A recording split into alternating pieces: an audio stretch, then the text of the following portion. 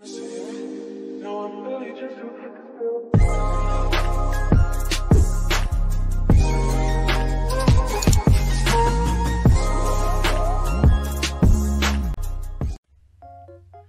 araw mga bata! Kumusta kayong lahat? 1, 2, 3. Handa na ba kayong matuto? Ikaw, ako, tayong lahat ay may pakialam sa lipunang ating ginagalawan. Kaya tara na, dagdagan ang kaalaman, ating pag-aralan, Araling Panlipunan sa una at ikalawang linggo ng ikatlong markahan. Sa linggong ito, tatalakayin natin ang paksang aralin tungkol sa ang sarili naming paaralan. Ang paaralan ay maituturing na ating pangalawang tahanan. Sa aralin na ito, matututuhan mo ang mga batayang impormasyon tungkol sa iyong paaralan. Ang paaralan ay isang lugar kung saan ang mga mag-aaral na tulad mo ay nag-aaral. Dito ay matututuhan mong magbasa, magsulat at magbilang. Tinuturuan ka rin dito ng mga bagong kaalaman tungkol sa iyong paligid. Sa paaralan ka huhubugin upang maging mas mabuting bata. Ang paaralan ay may iba't ibang bahagi.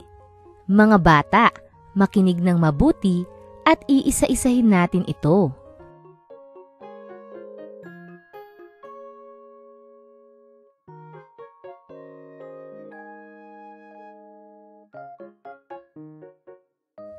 Una, silid-aralan. Sa silid-aralan, tinuturuan at nag-aaral ang mga mag-aaral na tulad mo.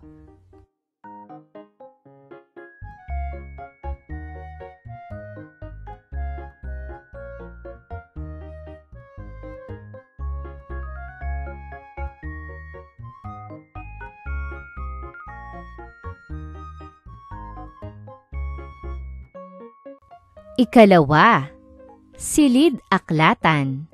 Sa silid-aklatan, makikita ang mga aklat at iba pang babasahin.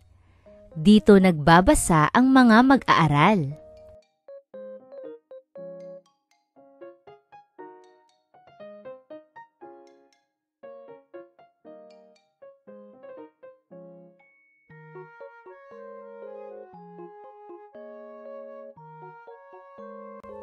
Ikatlo,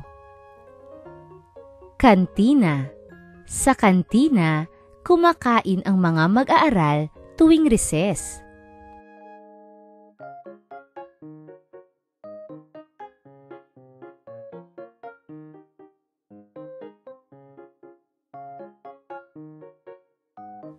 Ika-4, palaruan. Ang palaruan ay isang bahagi ng paaralan kung saan pwedeng maglaro ang mga mag-aaral.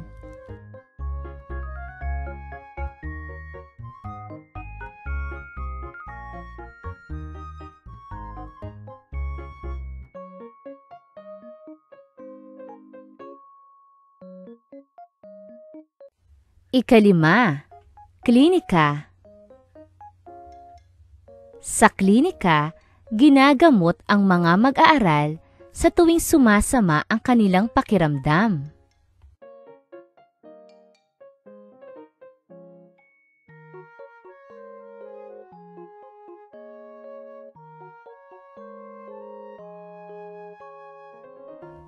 Ika-6, palikuran. Sa palikuran, umiihi at dumudumi ang mga mag-aaral.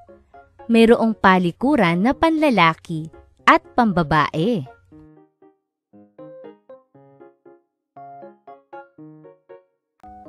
Ang iba't ibang bahagi ng paaralan ay ang mga silid-aralan, silid-aklatan, kantina, palaruan, klinika, at palikuran.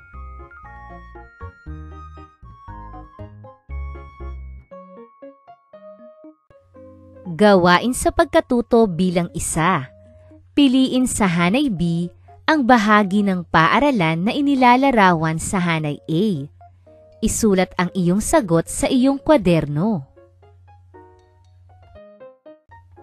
Narito ang mga paglalarawan sa hanay A.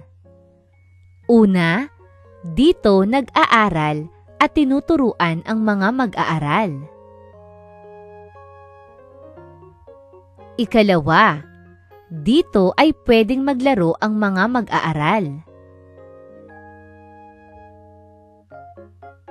Ikatlo, dito umiihi at dumudumi ang mga mag-aaral. Ikaapat, dito ginagamot ang mga mag-aaral sa tuwing sasama ang kanilang pakiramdam. At ikalima, dito kumakain ang mga mag-aaral tuwing reses.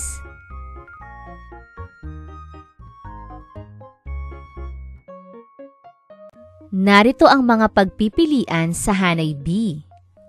A. Klinika. B. Palikuran. C. Silid-aralan. D. Kantina. At E. Palaruan.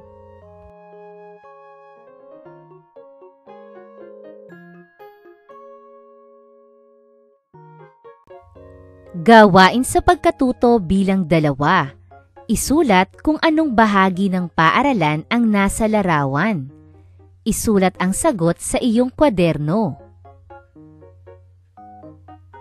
Una,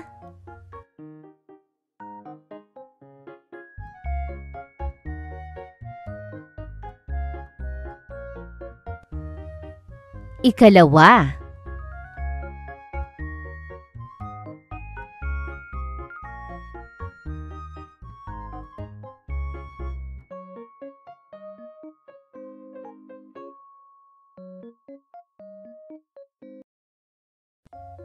ikatlo,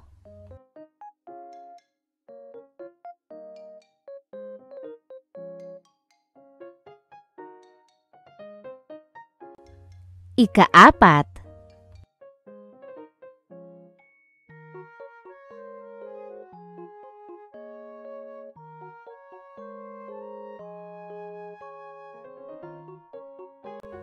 at ikalima.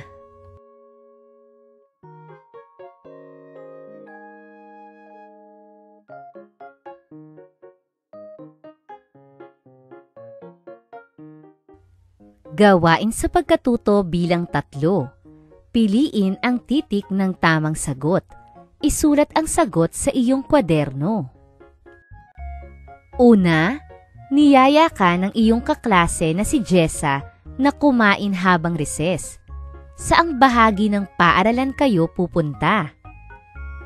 A. Palikuran. B. Klinika. C. Kantina. D. Silid-aralan.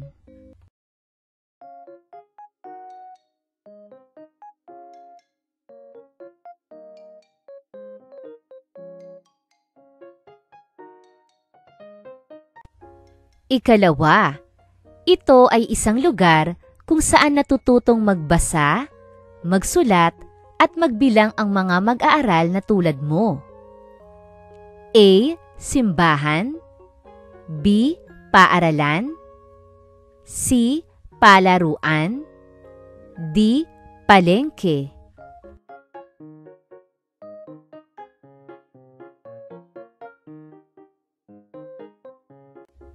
Ikatlo, biglang nadapa at nasugatan ang kaklase mong si May habang kayo ay naglalaro.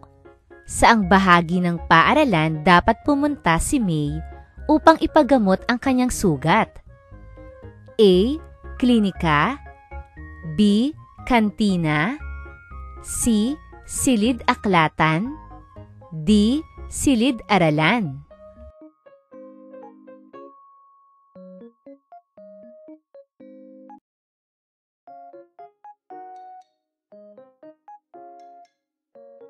Ika-4, ito ay bahagi ng paaralan kung saan tinuturuan at nag-aaral ang mga mag-aaral.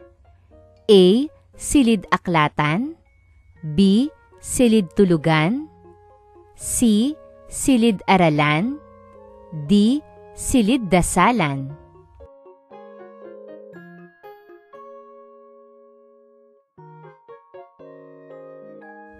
Ika-5, nais mong magbasa at magsaliksik.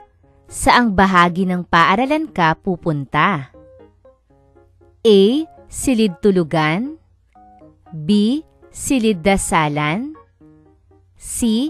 Silid-aralan. D. Silid-aklatan.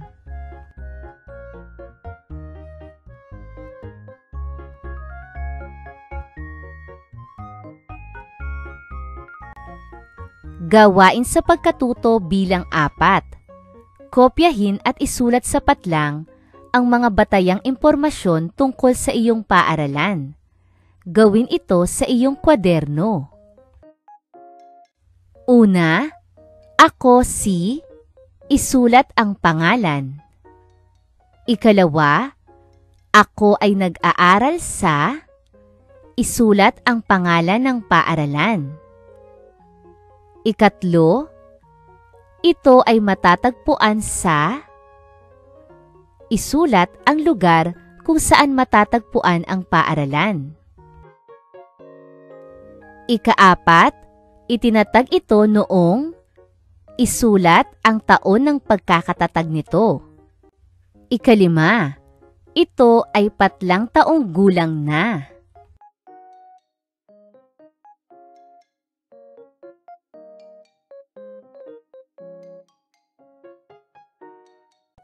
Gawain sa pagkatuto bilang 5. Gamit ang lapis, iguhit sa iyong kwaderno ang iyong paaralan.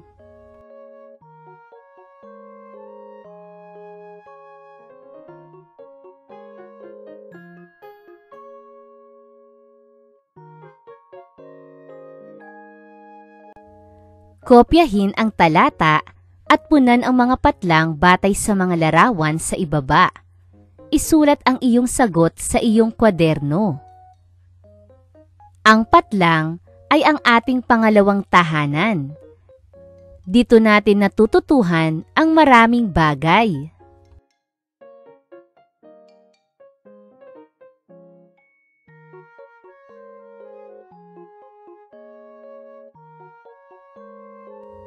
Bilang isang patlang, mahalaga na alam mo ang iba't ibang bahagi ng iyong paaralan.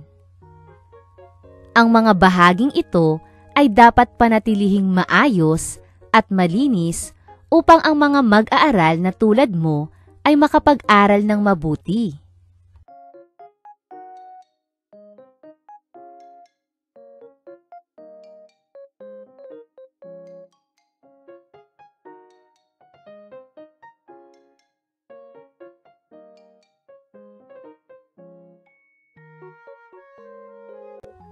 Umaasa akong naunawaan ninyo ang ating aralin sa araw na ito.